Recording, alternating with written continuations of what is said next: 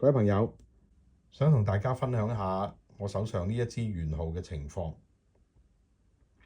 呢支圓號咧係用咗2-3年啦，2022年嘅時候買嘅。上一次嘅維修保養咧係2023年嘅8月，咁距離而家就20個月啦。咁我哋好失望咁睇到咧，佢啲管咧就好乾下嘅，似乎同學咧就並冇注意保養，佢嘅日常保養係冇做足㗎。咁啲管咧，除咗乾之外咧，亦都有好多銅綠啊喺表面。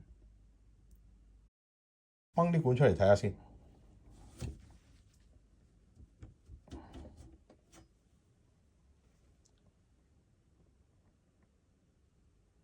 嗱，啲金屬咧有唔同程度嘅腐蝕啊，雖然唔係好嚴重啊，但係有嘅銅綠啦、變紅啦。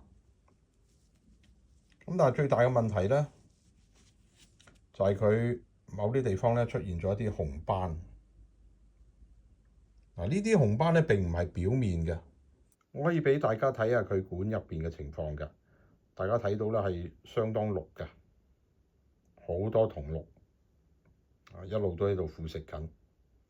嗱，大家睇下咧，佢入邊咧管最深嘅地方咧係更加綠嘅。咁而佢最綠嘅地方咧，啱啱好就係紅斑出現嘅位置啦。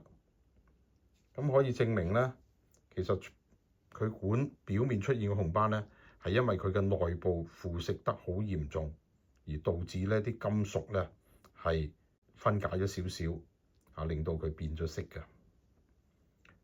呢個情況如果唔處理咧，呢啲部分咧應該就不久嘅將來咧就會穿窿㗎啦。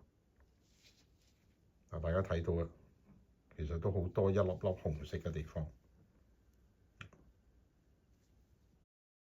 受到紅腐蝕侵襲嘅樂器咧，其實咧佢嗰個震動啊同埋反應咧都係會差咗嘅，因為嗰度嘅金屬咧其實係變弱咗嘅。咁大家睇到啦，原來20個月咧就足夠支樂器咧發展出紅腐蝕㗎啦。